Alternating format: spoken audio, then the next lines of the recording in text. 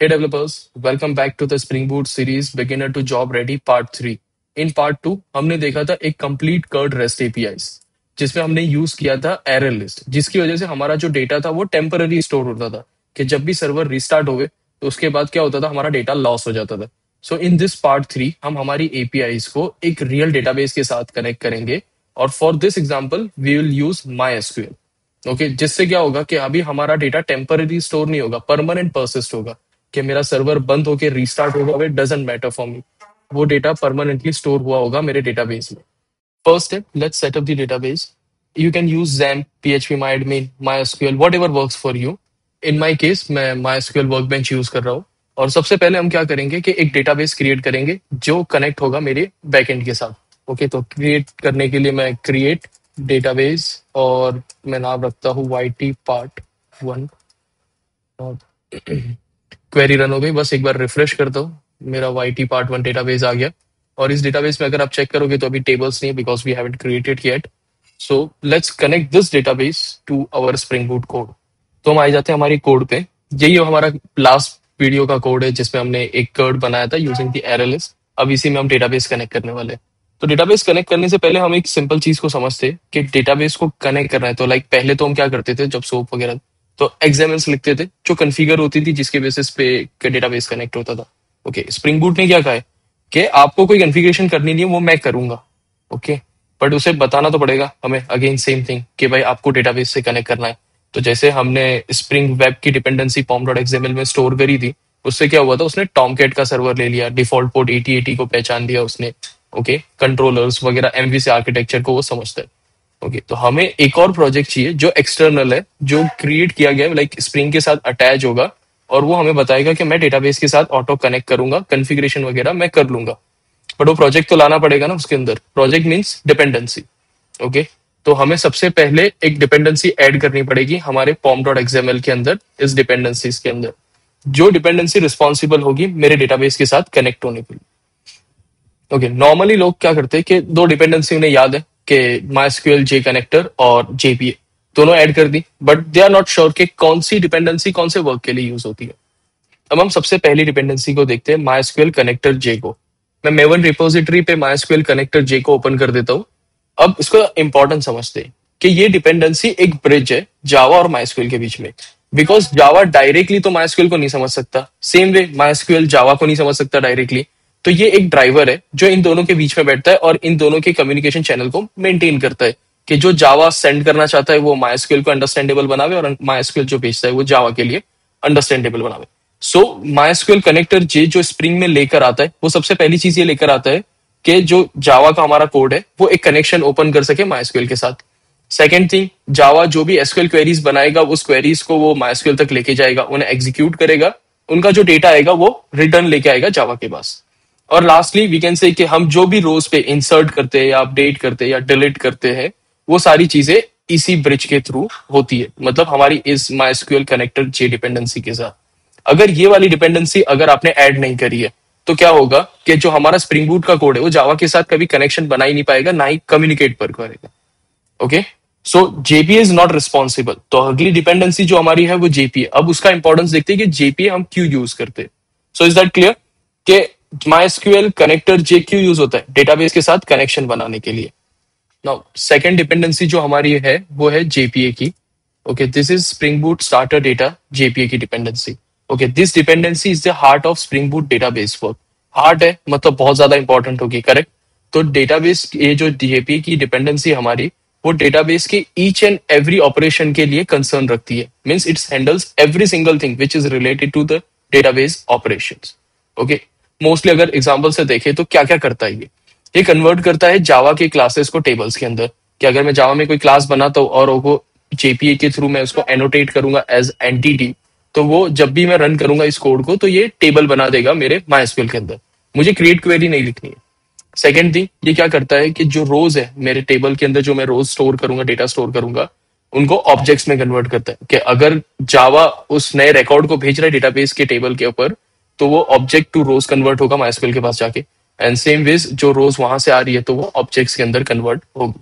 और ये automatically generate करता है बहुत सारी क्वेरीज. जैसे इंसर्ट की हो गई, अपडेट की हो गई, जैसे फाइंड बाय आईडी चाहिए मुझे, फाइंड बाय नेम चाहिए, या तो फाइंड बाय कोई कॉलम के नाम से, तो ये सारी क्वेरीज ये ऑटोमेटिकली जनरेट कर देता है। और ये हैंडल करता है सारे के सारे कट, बिकॉज ऑटो जनरेट में काफी सारे मेथड्स अवेलेबल है। कि एग्जांपल, एक सिंपल एग्जांपल से देखते हैं कि मुझे इंसर्ट करना है, तो नॉर्मली माइस्क्यूएल में मैं क्या करूंगा, insert into table name values like that, okay. But मैं जेपीए यूज कर रहा हूँ, मैं क्या करूंगा, सिर्फ यूज करूंगा डॉट सेव, और उसके अंदर उस टेबल का ऑब्जेक्ट डाल दूंगा और वो सेव हो जाएगा। इंसर्ट क्वेरी कौन मैनेज करेगा, जेपीए देखेगा, मेरे को नहीं देखना। ओके, और जेपीए यूज करने का सबसे बड़ा एडवांटेज ये है कि जब भी मैं जेपीए को अपने स्प्रिंग बूट के प्रोजेक्ट में लाता हूँ, तो मेरा जो डेटाबेस के साथ जो ऑपरेशन है वो बहुत ज्यादा सुपर इजी भी हो जाता है और फास्ट भी हो जाता है।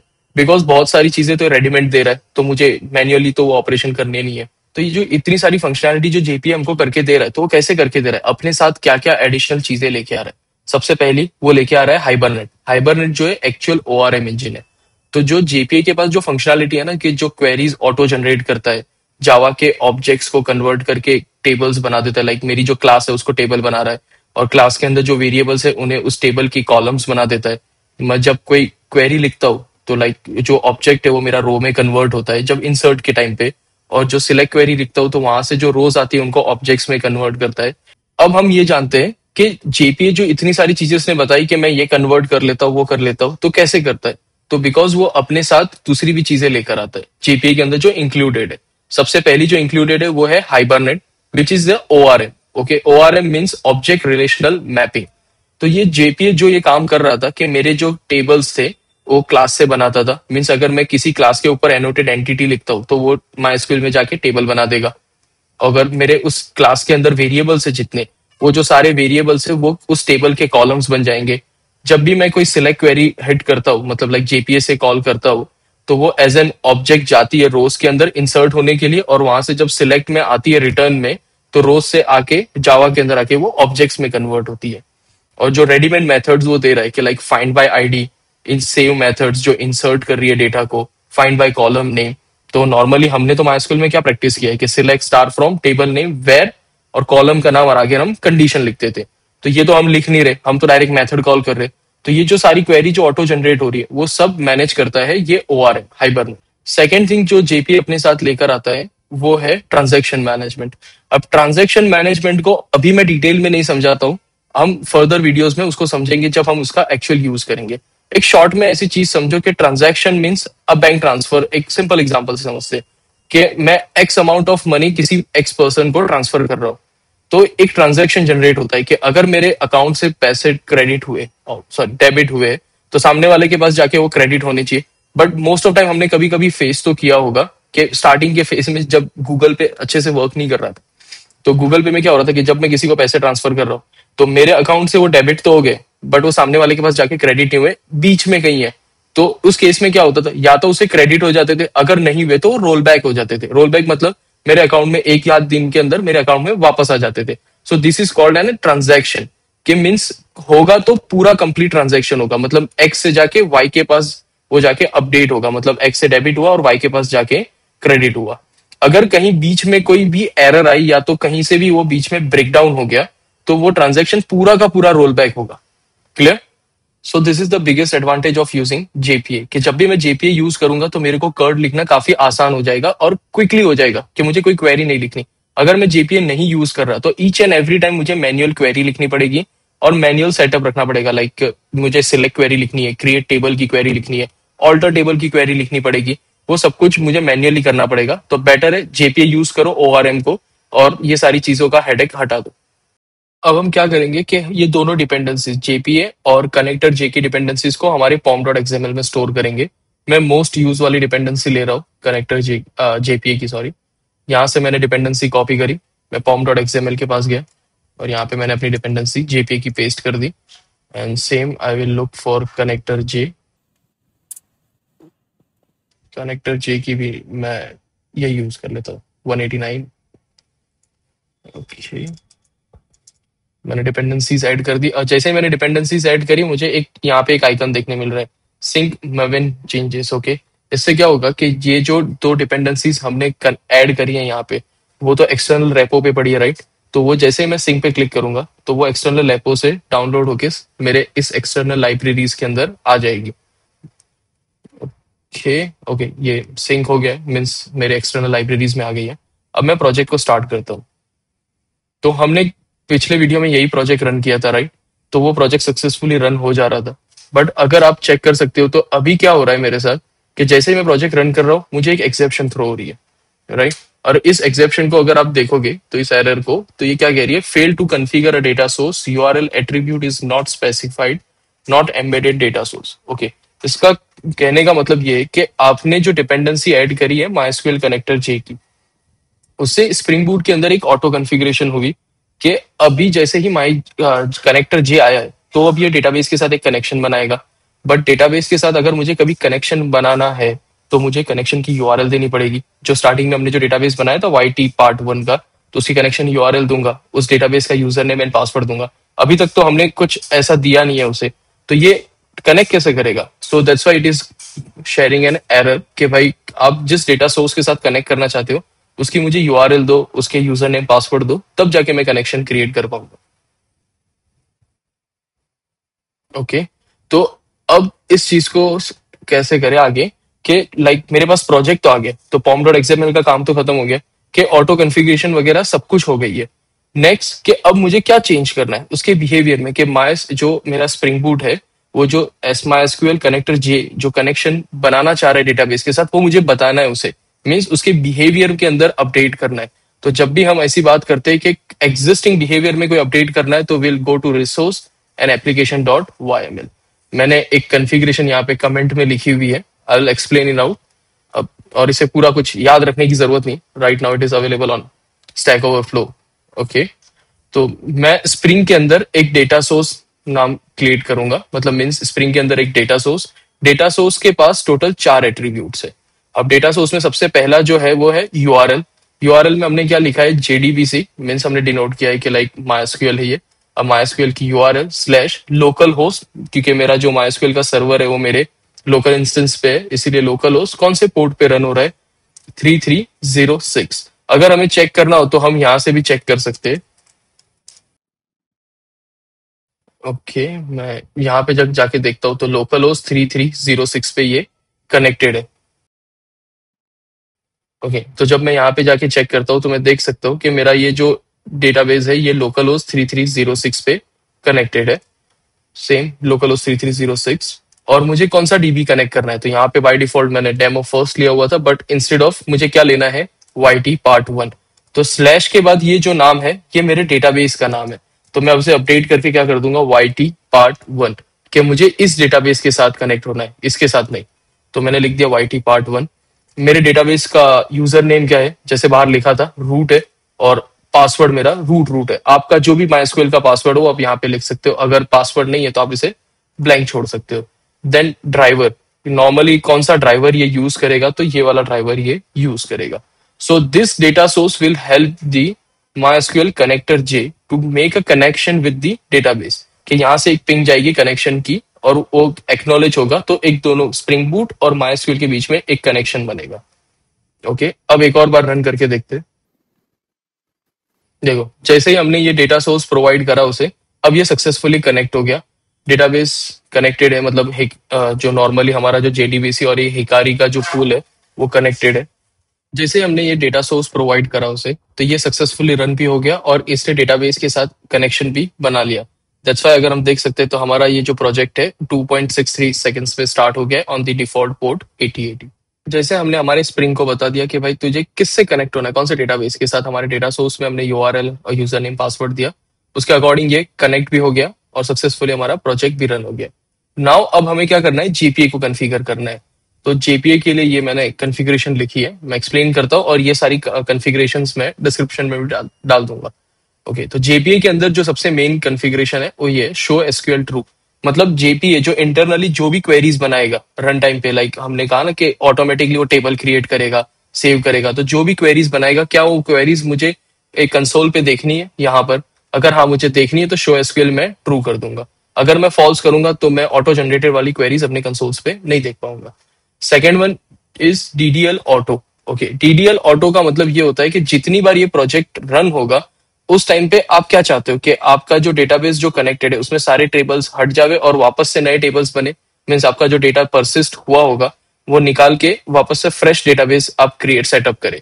अगर आप ऐसा चाहते हो तो आप यहाँ पे लिखोगे create, means each and every time जब भी डेटा मतलब हमारा जो सर्वर है बंद होके स्टार्ट होगा उस टाइम पे वो क्या करेगा, एक फ्रेश सेटअप क्रिएट करेगा आपके लिए इन डेटाबेस। और अगर आप ऐसा नहीं चाहते कि मेरा डेटा परसिस्ट रहना जैसे हम प्रोडक्शन में चाहते हैं, तो will set it to update.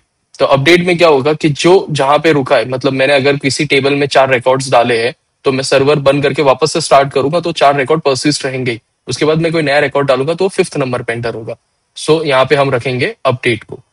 अब इतना जो हमने कॉन्फ़िगरेशन किया है तो उसे टेस्ट तो करना पड़ेगा कि सही में ये काम कर रहा है कि नहीं कर रहा है। तो नॉर्मली हम टेस्टिंग के लिए एक क्लास बनाते, उस क्लास का नाम दे देता हूं मैं स्टूडेंट। ओके, और स्टूडेंट क्लास के अंदर मैं तो कॉलम्स मीन्स ये ऐसा कंसीडर करके चलो कि ये क्लास मेरी टेबल बनने वाली है। मुझे 2 कॉलम्स चाहिए उसके अंदर। पहली चाहिए प्राइवेट, लॉन्ग ले लेता हूं मैं, roll number. Okay, and then after मुझे चाहिए sorry string first name and last name. Okay, अब ये तो बनी जावा की क्लास। अब मुझे स्प्रिंग को बताना पड़ेगा कि ये जो क्लास है इट्स एन टेबल, कि इसे जब भी रन हो जाए, ये सर्वर रन होवे तो ये जेपीए को दो, जेपीए इसकी क्वेरी बनाएगा इंसर्ट की, और ओआरएम की हेल्प से हम क्या करेंगे, इसे डेटाबेस में एक टेबल बनाएंगे with this 3 columns, first name last name and roll number. तो वो चीज डिनोट करने के लिए हम यहाँ पे एनोटेशन लिखेंगे एंटिटी। क्लास के टॉप पे मैं क्या लिखूंगा, एंटिटी। जैसे ही मैंने यहाँ पे एंटिटी लिखा तो आपने देखा स्टूडेंट क्लास पे एक एरर आ गई। अगर आप इस एरर को रीड करोगे तो यहाँ पे लिख रहा है शुड हैव अ प्राइमरी की, कि स्टूडेंट टेबल के अंदर एक प्राइमरी की होनी चाहिए। नॉर्मली हम माइस्क्यूएल के अंदर भी जब भी टेबल बनाते तो एक ऐसी कॉलम होती है जो मेरी सबके लिए यूनिक होती है, कि मतलब यहाँ पे डुप्लीकेट वैल्यू नहीं आएगी, और इस कॉलम को मैं बनाऊंगा प्राइमरी की, जो फ्यूचर में मेरे को हेल्प करेगी रिलेशनशिप बनाने के लिए फॉरेन की के साथ। तो मुझे एग्जाम्पल, मुझे इस रोल नंबर जो मेरा फील्ड है उसे मुझे बनाना है प्राइमरी की। तो जेपीए की हेल्प से बहुत इजी है, बस एनोटेट करो, टॉप पे लिखो आईडी, दैट्स ऑल। जैसे ही मैंने आईडी लिखा तो ये स्टूडेंट के ऊपर से एरर हट गई। तो आईडी क्या डिनोट करता है कि जब भी मैं एनोटेशन आईडी लिखूंगा जिस भी वेरिएबल के ऊपर या फील्ड के ऊपर, तो वो डेटाबेस में जब टेबल बनाएगा तो उस टेबल की कॉलम पे क्या ऐड करेगा, प्राइमरी की को। ओके, और ये जो बाकी की रेस्ट जो है वो नॉर्मली कॉलम की तरह बिहेव करेगी, और इनकी डेटा टाइप स्ट्रिंग है तो मतलब वेर केयर हो जाएगी। ओके, अभी इस प्रोजेक्ट को हम रन करते हैं। अब आप चेक कर सकते हो जैसे प्रोजेक्ट रन हुआ, सक्सेसफुली स्टार्ट भी हुआ, बट बीच में एक नई एसक्यूएल की क्वेरी देखने मिली। अब इसका रीजन भी यही है क्योंकि कॉन्फ़िगरेशन में हमने जो शो एसक्यूएल है मेरा, उसको ट्रू किया हुआ था, इसीलिए मुझे यहाँ पे एक क्रिएट टेबल की क्वेरी देखने मिली। कि अब ये क्वेरी किसने लिखी, जो हमारा ओआरएम है उसने ये क्वेरी लिखी, माइस्क्यूएल के पास भी गया, उसने ये क्वेरी रन भी करी और टेबल भी बना दिया। तो हम वेरीफाई करते हैं कि इसने हमारा टेबल बनाया है कि नहीं। एक बार रिफ्रेश करता हूं मैं इसे, तो आप चेक कर सकते हो कि अब टेबल्स के अंदर एक टेबल आ गया है मेरा स्टूडेंट नाम का। मैं उसे ओपन करके देखता हूँ कि उसने कैसे बनाया। तो सेम रोल नंबर, लॉन्ग है तो बिग इंटीजर लिया है, primary key is enable, and first name last name as it is varchar है। मेरा टेबल इस तरह से मुझे दिख रहा है। सो ना मैंने क्रिएट की क्वेरी लिखी है, ना मैंने कॉलम डिफाइन करा है, बस मैंने क्या किया, एक जावा की क्लास बनाई और उस क्लास के अंदर मैंने अपने फील्ड्स रखे और उसे एनोटेट कर दिया उस क्लास को एंटिटी से। तो जैसे ही स्प्रिंग बूट का प्रोजेक्ट रन होगा और जेपीए आपके पास एज एन डिपेंडेंसी पे है और किसी भी क्लास पे एंटिटी लिखा हुआ देखेगा तो उस क्लास का टेबल बना देगा माइस्क्यूएल के अंदर। सो जैसे अभी हमारा टेबल बन गया है डेटाबेस के अंदर, तो हम ट्राई करते हैं कि कंट्रोलर लेयर से उसमें कुछ डेटा इंसर्ट करे, अपडेट करे और फैच भी करे। ओके, तो हमारा जो पुराना कंट्रोलर था इसे मैं क्लियर कर देता हूँ। So again this is not a best practice to code, but for the demo we are doing this, and after all इसके बाद हम पूरा एक आर्किटेक्चर सीखेंगे कि कंट्रोलर से सर्विस पे कैसे रिक्वेस्ट जाती है, सर्विस से डाउ, डाउ से फिर वापस से रिटर्न आती है, और कंट्रोलर पे हम कभी ओरिजिनल एंटिटी एक्सपोज नहीं करते जैसा अभी हम करने वाले। ओके, बेस्ट प्रैक्टिस में होते हैं हम डीटीओ लेंगे बाहर से और डीटीओ को कन्वर्ट करेंगे एंटिटी में। सबसे पहली जो मैं एपीआई बनाऊंगा वो बनाऊंगा पोस्ट मैपिंग। यूआरएल के अंदर मैं लिख देता हूँ एड, एंड नाउ वी से पब्लिक, रिटर्न करेंगे हम स्टूडेंट जो हमारी क्लास है, और मेथड का नाम सिंपल मैं रख देता हूँ एड। ओके, ओके, नाउ पिछले वीडियो में हमने क्या देखा था कि अगर मुझे रिक्वेस्ट के टाइम पे बाहर से कोई वैल्यूज लानी है तो उसमें 3 टाइप्स देखे थे, path variable, request params and request body. But उसमें जो वे हमने एक्सप्लोर किया था वो था पाथ वेरिएबल। अब हमारे वाले केस के अंदर पाथ वेरिएबल तो फिजिबल है नहीं, बिकॉज अगर मैं चेक करूं मुझे चाहिए क्या बाहर से, पूरा ये वाला ऑब्जेक्ट चाहिए स्टूडेंट वाला, ओके, जिसमें रोल नंबर है, फर्स्ट नेम है, लास्ट नेम है। तो अगर मुझे इस तरह का डेटा चाहिए तो it will be not feasible कि मुझे इस तरह से यूआरएल बनानी पड़ेगी। और कल को इस टेबल के अंदर 3 की जगह 30 कॉलम्स हुई या तो 10 कॉलम्स हुई, तो क्या मैं यूआरएल में स्लैश करके 10 वेरिएबल्स यूआरएल से लाऊंगा ना। तो इसके लिए हम जो दूसरा टाइप था, मतलब मैं यहाँ मेंशन कर देता हूँ, फर्स्ट था पाथ वेरिएबल, ओके, जो सेकंड था रिक्वेस्ट पैराम था, एंड थर्ड था मेरा रिक्वेस्ट बॉडी, ओके। तो इस वाले सिनारियोस के लिए जब भी मुझे कोई क्लास लाइक एक ह्यूज ऑब्जेक्ट चाहिए, या तो 3 हो 4 हो, डजेंट मैटर कि कितनी वैल्यूज है, बट मुझे एक क्लास लानी है बाहर से, एक क्लास का object in terms of we can say, अभी तो हमारी एंटिटी आ रही है बट बाद में फ्यूचर में it will be a DTO. तो मुझे जब भी बाहर से कोई क्लास लानी है एज एन रिक्वेस्ट में, तो मैं थर्ड वे यूज करूंगा, रिक्वेस्ट बॉडी वाला। तो रिक्वेस्ट बॉडी लाने के लिए बहुत सिंपल है, आप एनोटेट करोगे, यहाँ पे लिखोगे रिक्वेस्ट बॉडी, और उसके बाद लिखोगे कौन सा ऑब्जेक्ट आएगा, मतलब बाहर से जो जेसन आएगी वो किस ऑब्जेक्ट में कन्वर्ट होगी, तो वो कन्वर्ट होगी स्टूडेंट वाले ऑब्जेक्ट के अंदर, ओके। मैं एक बार बस क्लैरिटी के लिए लिख देते हैं कि हाँ मेरे पास जो बाहर से ऑब्जेक्ट आया है वो ऑब्जेक्ट सही से डेटा लेके आया कि नहीं। एग्जाम्पल, मैं अगर पोस्टमैन से जब इस एपीआई को कॉल करूंगा और जो जेसन भेजूंगा, तो रोल नंबर में 1 भेजता हूँ, फर्स्ट नेम में एक्स एंड लास्ट नेम में वाई, तो वो डेटा सही से इस एपीआई के अंदर आ रहा है कि नहीं। तो इस एपीआई को टेस्ट करते हैं पोस्टमैन के अंदर, और उससे पहले बस मैं यहाँ पे रिटर्न लिख देता हूँ, रिटर्न स्टूडेंट जो आया वही, और अपने सर्वर को एक बार रीस्टार्ट कर देता हूँ कि ये एपीआई रीड कर पाओ।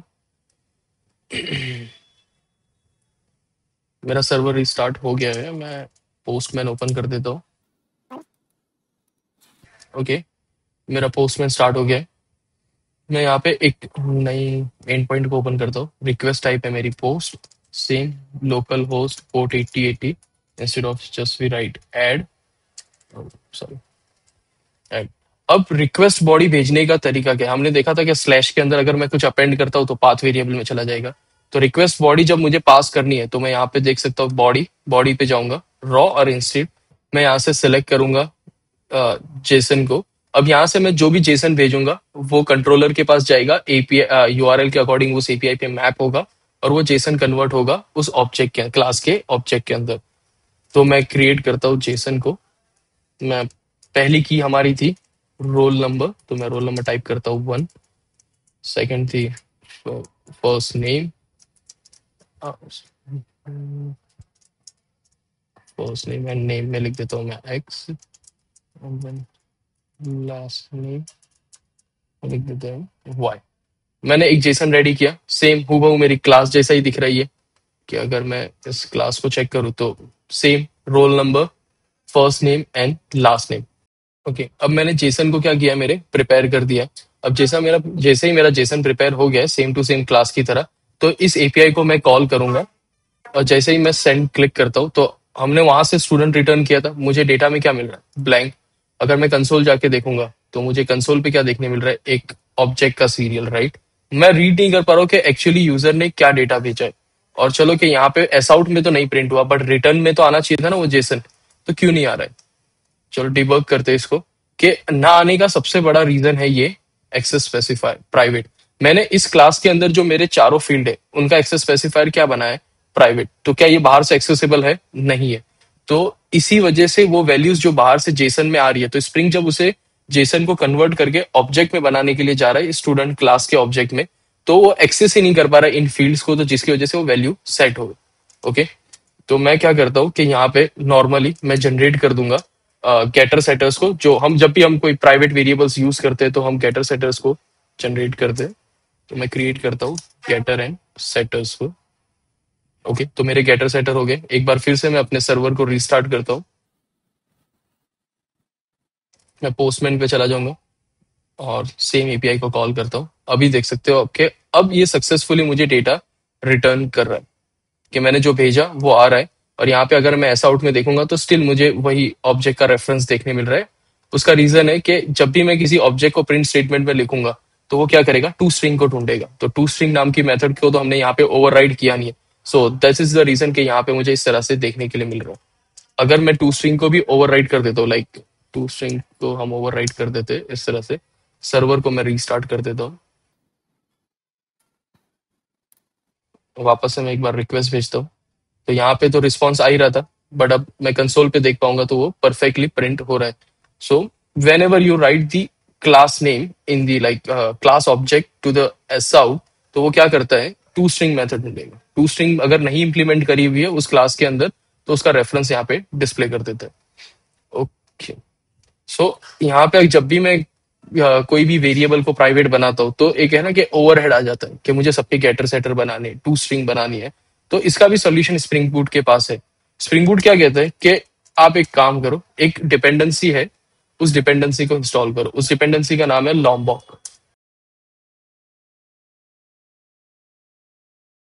प्रोजेक्ट लॉम्बॉक। मैं लॉम्बॉक की डिपेंडेंसी यहाँ से ले लेता हूँ, कॉपी करता हूँ, और अगर एक्सटर्नल प्रोजेक्ट है मीन्स एक्सटर्नल डिपेंडेंसी है, तो हम कहाँ रखेंगे, पॉम डॉट एक्सएमएल में। पॉम डॉट एक्सएल में मैंने पेस्ट करी, प्रोजेक्ट को सिंक किया। जैसे ही वो सक्सेसफुल सिंक हो जाएगा, लॉम्बॉक आ जाएगा। अब लॉम्बॉक की ब्यूटी क्या है, मैं ये सारे गेटर सेटर टू स्ट्रिंग सब कुछ निकाल दूंगा यहाँ से। नहीं चाहिए मुझे, मुझे अपना क्लास एकदम नीट एंड क्लीन चाहिए। बस मैं टॉप पे आऊंगा इस क्लास के जहां पे मैंने एंटिटी एनोटेट किया था, एक नया एनोटेशन ऐड करूंगा, सिर्फ लिखूंगा मैं गेटर। और अगर आप चेक करोगे तो ये गेटर कहाँ से आ रहा है, लॉम्बॉक में से। तो मैं यहाँ पे गेटर ऐड कर रहा हूँ, setter and to string add कर दूंगा, टू स्ट्रिंग। तो जैसे ही मैंने ये तीन एनोटेशंस ऐड करे, तो रन टाइम पे क्या होगा, लॉम्बॉक इन चारों तीनों फील्ड का getter setter and to string बना देगा इस क्लास के लिए। ओके, हम प्रोजेक्ट को रीरन करते हैं।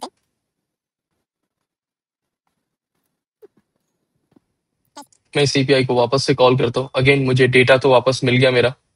ओके, मैं कंसोल पे आके देखता हूँ, तो इस बार भी सक्सेसफुली प्रिंट। इस केस में मैंने क्या स्टूडेंट क्लास के अंदर गेटर सेटर और टू स्ट्रिंग लिखे नहीं, बट रन टाइम पे कौन जनरेट कर रहा है, ये annotations. So this is the beauty of लॉम्बॉक कि मेरा क्लास नीट एंड क्लीन लगे, कि सिर्फ बिजनेस लॉजिक को यहाँ पे गेटर सेटर वगैरह लिख के मैं मैसी ना कर दूं मेरे क्लास को, वो एनोटेशन से मेंटेन कर दूंगा। ओके, तो अब इतना तो श्योर हो गए हम कि रिक्वेस्ट बॉडी से डेटा आता कैसे, कि अगर कोई क्लास मुझे as an JSON from Postman to Java लानी है, मीन स्प्रिंग बूट तक लानी है, तो मैं यूज करूंगा रिक्वेस्ट बॉडी को। क्लियर? ओके, तो अब मैं इसे थोड़ा प्रॉपर बना देता हूँ कि मेरे पास स्टूडेंट आया। अब ये स्टूडेंट कहाँ जाके सेव होना चाहिए, डेटाबेस में जाके सेव होना चाहिए। तो डेटाबेस के साथ कनेक्शन तो हमने बना लिया सक्सेसफुली, कि जब रन हुआ तो डेटाबेस के साथ कनेक्शन बन गया। अब हमें जेपीए की हेल्प चाहिए, कि भाई जेपीए की जो रेडीमेड मेथड्स की हमने बात करी थी ना, कि मैं जब डॉट सेव लिखूंगा तो वो डेटाबेस में जाके सेव कर लेगा, तो वो सारी फंक्शनैलिटीज हमें चाहिए। तो जब भी हमें जेपीए की कोई फंक्शनैलिटीज चाहिए, तो हम क्या करेंगे, सबसे पहले एक इंटरफेस क्रिएट करेंगे जिसे हम कहते हैं रेपो, रेपोजिटरी लेयर। तो लाइक कंट्रोलर लेयर है, सर्विस लेयर है, डाउ लेयर है, और रेपो लेयर है। रेपो लेयर इज लाइक जब भी मैं किसी भी क्लास के ऊपर, लाइक जैसे हमारे पास स्टूडेंट है, उस क्लास के लिए मैं कोई भी क्वेरीज बनाना चाहता हूँ या तो डेटाबेस के साथ कोई ऑपरेशन करना चाहता हूँ, तो उसकी एक स्पेसिफिक रेपो लेयर होगी हर एक क्लास की। ओके, हर एक क्लास कह सकते हो या तो हर एक टेबल कह सकते हो आप, उसकी एक रेपो लेयर होगी। तो मैं स्टूडेंट की एक रेपो लेयर बना देता हूँ। मैंने एक इंटरफेस बनाया स्टूडेंट रेपो के नाम का। ओके, इसके टॉप पे आके मैं लिखूंगा रेपोजिटरी, कि ये जो इंटरफेस है स्टूडेंट रेपो, ये क्या है, मेरा एक रेपोजिटरी है। मीन्स यहाँ पे सारे डेटाबेस की एसक्यूएल क्वेरीज वगैरह जनरेट होगी, यहाँ से कॉल होगी। ओके, और यहाँ पे आके हम करेंगे एक्सटेंड्स, और आप जैसे यहाँ पे देख रहे हो कि सजेशन में जेपीए रेपोजिटरी, तो मैं एक जेपीए रेपोजिटरी जो हमारा एक इंटरफेस है इंटरनल, जो जेपीए की डिपेंडेंसी के साथ आता है, उसे मैं एक्सटेंड करूंगा। और ये जेनेरिक दो वैल्यूज लेता है। पहले जो मेरे क्लास का नाम है, मीन्स मेरे टेबल का नाम है। ओके, और इसे नॉर्मली जब हम रेगुलर इंडस्ट्री में जिस कहते हैं, इसे कहते हैं मेरी एंटिटी का नाम है। एंटिटी मीन्स जो टेबल बनेगा। ओके, तो उसका नाम है स्टूडेंट, और उसकी प्राइमरी की कौन सी डेटा टाइप की है, तो यहाँ पे डेटा टाइप कौन सी है, लॉन्ग। तो जेनेरिक्स के अंदर आप जानते हैं कि जेनेरिक्स के अंदर हम प्रिमिटिव डेटा टाइप नहीं लिख सकते। So instead of that we use wrapper classes. तो रैपर क्लास के अंदर लॉन्ग को कैपिटल एल से लिखा जाता है। तो मैंने क्या मेंशन करा कि मेरा इंटरफेस स्टूडेंट रेपो एक्सटेंड करेगा जेपीए रेपोजिटरी को, और जेपीए रेपोजिटरी मुझे बिल्डिंग जो क्वेरीज है वो प्रोवाइड करेगा, बिकॉज ये भी एक इंटरफेस है और इस इंटरफेस को इंटरनली किसी ने इम्प्लीमेंट करा होगा और उसकी पूरी बॉडीज लिखी होगी। ओके। और उसका ऑब्जेक्ट बनाने के लिए लाइक नॉर्मली जब वो इम्प्लीमेंट होगा तो किसी क्लास के कौन सी क्लास पे वर्क करेगा, उसके लिए उसने जेनेरिक्स में दो वैल्यूज ली हमारे पास। पहली, ये कौन सी एंटिटी पे काम करेगा, मीन्स कौन से टेबल पे। सेकंड, इस टेबल की प्राइमरी की डेटा टाइप क्या है, तो उस प्राइमरी की डेटा टाइप है लॉन्ग। That's it. उसके अलावा ना मैं मुझे कुछ लिखना है, ना कोई क्रिएट सेव, कुछ भी नहीं लिखना, बस इतना मैंने क्रिएट किया। मैं कंट्रोलर पे आ जाऊंगा। कंट्रोलर पे आके मुझे क्या चाहिए अब, स्टूडेंट रेपो का मुझे ऑब्जेक्ट चाहिए। नाउ नॉर्मली हमने कोर जावा में क्या सीखा है कि कभी इंटरफेस का ऑब्जेक्ट बनते देखा है आपने, नहीं ना, राइट। कि इंटरफेस का तो कभी ऑब्जेक्ट बनता नहीं। बट अब यहाँ पे हम देखते हैं कि मैं यहाँ पे लिखता हूँ फील्ड इंजेक्शन का एनोटेड ऑटो वायर और प्राइवेट, जैसे आपने क्विक सजेशन में देख लिया स्टूडेंट रेपो। तो नॉर्मली हमने जब स्विंग का जब थियरी देखा था उसमें हमने क्या देखा था कि ऑटो वायर क्या करता है कि यहाँ पे जो भी वेरिएबल डिक्लेयर हुआ है उसको रन टाइम पे जो भी डिपेंडेंसी चाहिए वो लाके इसके अंदर इंजेक्ट कर देगा। ओके। तो ये लेफ्ट साइड पे जो हमारा ये जो डेटा टाइप है ये तो क्या है, एक इंटरफेस है और यहाँ पे उसका वेरिएबल है, राइट। तो अब इसके अंदर तो कोई और ऑब्जेक्ट तो बन ही नहीं सकता सेम इंटरफेस का। तो क्या होता है इसके अंडर द हुड कि जेपीए को जिसने इम्प्लीमेंट करा है, ओके, उसके पास तो सारी बॉडीज है ना उस क्लास की। तो उस केस के अंदर वो वाली डिपेंडेंसी एज एन ऑब्जेक्ट इसके अंदर आके स्टोर हो जाती है। ओके। तो अब मेरे पास रेपो आ गई है, तो मैं लिखूंगा स्टूडेंट रेपो डॉट। अब जैसे ही मैं डॉट करता हूं तो इस रेपो के अंदर तो आप चेक करो कितनी मेथड्स है। ये सारी एसक्यूएल के साथ कम्युनिकेट करने के लाइक जो क्वेरीज है हमारी वो सारी मेथड्स है। अगर देखूंगा delete all bye ID in batch, delete delete all in batch, find all हो गई मेरी, फाइंड बाय की आ गई होगी, जैसे find all, find by ID. इतनी सारी मेथड्स इसने प्री डिफाइन हमें दे दिए बिना एसक्यूएल क्वेरी लिखे। अभी मुझे क्या करना है, डेटा स्टोर करना है। सिंपल मैं यूज करूंगा सेव मेथड। ओके। और सेव के अंदर मैं अपना ऑब्जेक्ट दे दूंगा। तो अगेन ओआरएम में हमने देखा था ना कि मैं यहां से क्या दूंगा, जावा का ऑब्जेक्ट दूंगा, वो कन्वर्ट करेगा किसके अंदर, उस रोज के अंदर कन्वर्ट करेगा जो जाके उस टेबल में स्टोर होने वाली है। करें। तो ये डेटाबेस में जाके ये स्टोर हो जाएगा और उसके बाद हम स्टूडेंट को रिटर्न कर देंगे। सिंपल। मैं अपने सर्वर को रिस्टार्ट करता हूँ। पोस्टमैन में आ जाते हैं हम, इस एपीआई को कॉल करते हैं और ये वाला डेटा हम एक्सपेक्ट कर रहे हैं कि ये डेटा अब जाके मेरे डेटाबेस में जाके स्टोर हो जाए और पहली रो की एंट्री हो। ओके। 200 सक्सेसफुली रिटर्न आ गया। तो हम क्या एक्सपेक्टेशन रख रहे हैं कि हाँ इसने ये वाली लाइन सक्सेसफुली एग्जीक्यूट करी और मेरे डेटाबेस के अंदर डेटा आ गया। अब उसकी श्योरिटी चाहिए मुझे, तो अगर आप चेक कर सकते हो शो एसक्यूएल है जो मेरा, वो ट्रू है तो यहाँ पे मुझे क्वेरीज देखने मिल रही है कि हाइबरनेट ने इंटरनली इंसर्ट की क्वेरी लिखी और वैल्यूज भी इंसर्ट करी। मैं अपना डेटाबेस ओपन करता हूँ, रिफ्रेश करते हैं, तो आप चेक कर सकते हो successfully roll number 1, first name X and last name is Y. तो डेटा मेरा इंसर्ट हो गया। ओके। सो ये थी मेरी पहली एपीआई जो डेटाबेस के साथ कम्युनिकेट कर रही है और डेटाबेस में डेटा परसिस्ट कर रही है।